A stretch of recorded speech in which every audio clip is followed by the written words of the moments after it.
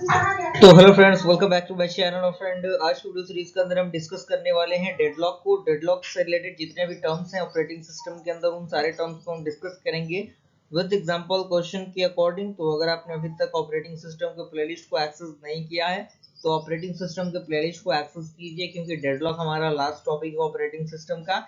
इसी के साथ हमारा जो ऑपरेटिंग सिस्टम का सब्जेक्ट है वो आज खत्म हो जाएगा। और मैंने आपसे टारगेट लिया था कि एग्जामिनेशन से पहले पहले ऑल ओवर द सिलेबस आपके कवर अप कराए जाएंगे, तो वो भी हमारा हो ही रहा है। और जो भी चीज़ें थोड़ी बहुत बच गई हैं उनको भी जल्दी प्रोवाइड किया जाएगा, तो बिल्कुल घबराने की जरूरत नहीं है। आप डेली बेसिस पे वीडियो सीरीज को देखते रहिए, प्लेलिस्ट को एक्सेस करते रहिए। आइए हम लोग स्टार्ट करते हैं।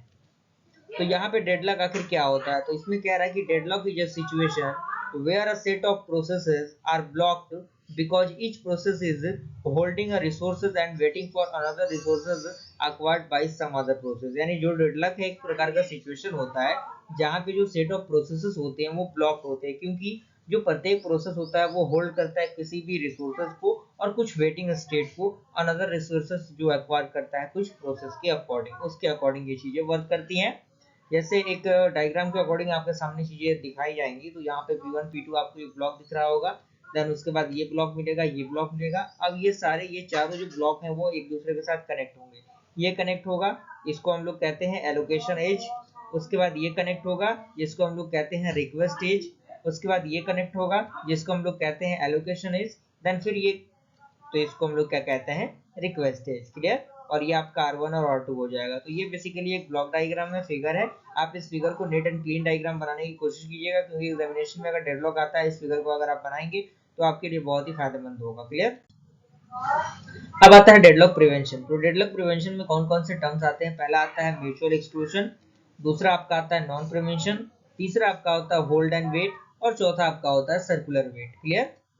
और अब हम डिस्कस करेंगे डेडलॉक अवॉइडेंस यानी बैंकर्स एल्गोरिथम। डेडलॉक अवॉइडेंस को हम लोग बैंकर्स एल्गोरिथम के नाम से भी जानते हैं। तो ये बेसिकली क्या होते हैं, तो इसमें कह रहा है कि banker's algorithm is the combination of safety algorithm that algorithm and the resources request algorithm. यानी जो बैंकर्स एल्गोरिथम एक प्रकार का कॉम्बिनेशन है किसका, सेफ्टी एल्गोरिथम का और रिसोर्सेज रिक्वेस्ट एल्गोरिथम का।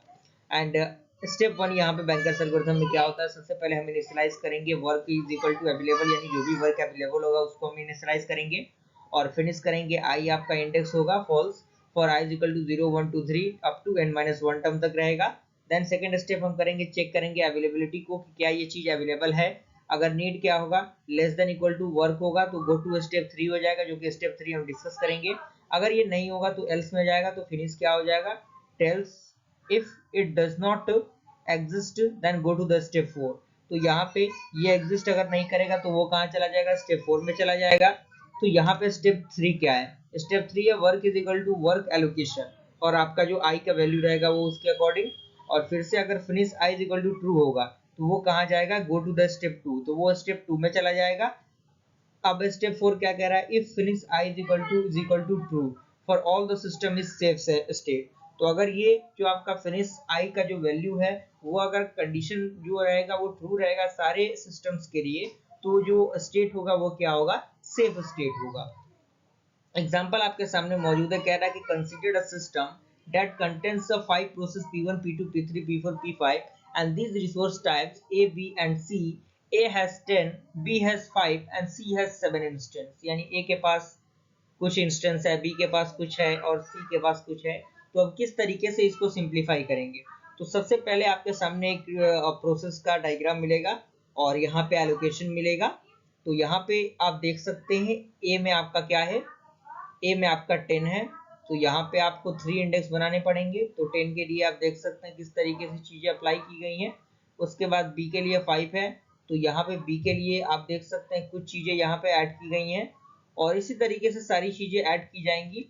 और नीड इज इक्वल टू, ये सारे वैल्यूज आपके दिए रहेंगे उसमें, तो घबराने की जरूरत नहीं है। आपको मात्र नीड निकालना पड़ेगा, तो वो होता है मैक्स माइनस एलोकेशन, यानी मैक्स माइनस एलोकेशन। तो इसको आप सॉल्व करेंगे तो आपके सामने कुछ इस तरीके की चीजें आ जाएंगी मैक्स माइनस एलोकेशन से। तो यहाँ पे 7 माइनस 0 होगा तो क्या आएगा, 7 आएगा, और 5 माइनस 1 होगा तो क्या आएगा, यहाँ पे 4 आएगा, और 3 माइनस 0 होगा तो क्या आएगा, 3 आएगा।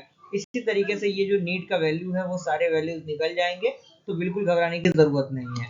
उसके बाद स्टेप 1 में क्या होगा, if work available is equal to 3.32, तो need i less than equal to work, that means आपका नीड आई कितना है 7, 4 और 3 है। तो क्या ये लेस देन इक्वल टू 332 है? नहीं है। क्यों? क्योंकि ये जो वैल्यूज हैं वो बड़े हैं इनसे, तो ये नहीं है, P1 is not executed. Step 2 में need less than equal to work, तो यहाँ पे नीड 2 क्या है 1 2 2 है और ये लेस देन इक्वल टू है, जी हाँ बिल्कुल ये ट्रू है। प्रोसेस जो आपका P2 होगा वो एग्जीक्यूट होगा, तो वर्क क्या होगा, work equal to work allocation of P2। तो वर्क एलोकेशन कितना था P2 का 332 था, और प्लस ये जो वैल्यू है ये तो एज इट इज रहेगा और प्लस 200 होगा। अब इन सारे वैल्यूज को ऐड करेंगे तो वर्क कितना हो जाएगा, न्यू वर्क जो आपका होगा वो 5 3 और 2 होगा।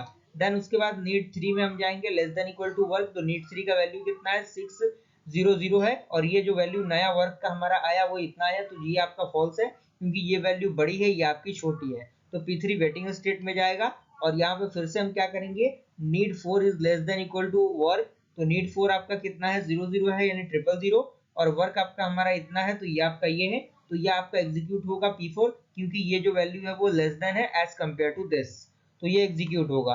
तो फिर न्यू वर्क क्या बनेगा, वर्क एलोकेशन ऑफ P4, तो ये आपका वैल्यू ऑलरेडी जो दिया था वो 532 हो रहेगा, और जो आपका P4 का वर्क रहेगा वो 211 है, तो यहाँ पे वैल्यू कितना होगा, आप इसको ऐड करेंगे तो 7 4 और 3 होगा। क्लियर?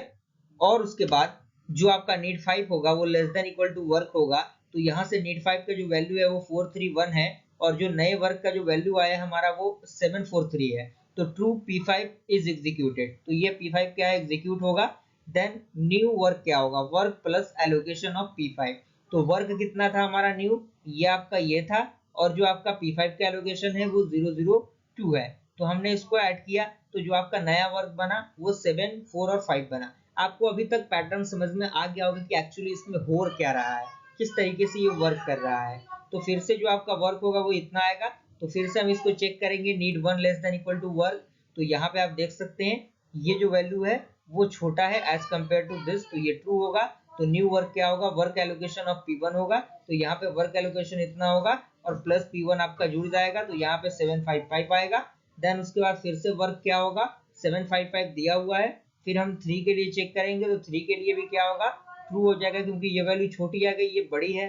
उसके बाद P3 एग्जीक्यूट होगा, यानी सारे जो प्रोसेस है वो एग्जीक्यूट होने चाहिए, तभी ये आपका जो बैंकर्स एल्गोरिथम है वो वर्क करता है। तो नया वर्क आपका इस प्रकार बनेगा, और जो आपका स्टेट होगा वो क्या होगा, पहले P2 होगा, फिर P4 P5 P1 P3, तो इस तरीके से सारे जो प्रोसेस है वो एग्जीक्यूट हो पाए। तो अगर वीडियो पसंद आए वीडियो सीरीज को लाइक जरूर कीजिएगा, प्लेलिस्ट को शेयर कीजिएगा, क्योंकि आज हमारा ऑपरेटिंग सिस्टम का लास्ट वीडियो सीरीज था, और भी जो चीजें बच गई हैं वो एग्जामिनेशन के टाइम में आपको प्रोवाइड करा दी जाएंगी, तो बिल्कुल घबराने की जरूरत नहीं है। ज्यादा ज्यादा अपने फ्रेंड सर्कल में शेयर कीजिए ताकि और भी लोग इन चीजों का फायदा उठा सके। मिलता है ऐसे इंटरेस्टिंग वीडियो के साथ, तब तक के लिए थैंक यू।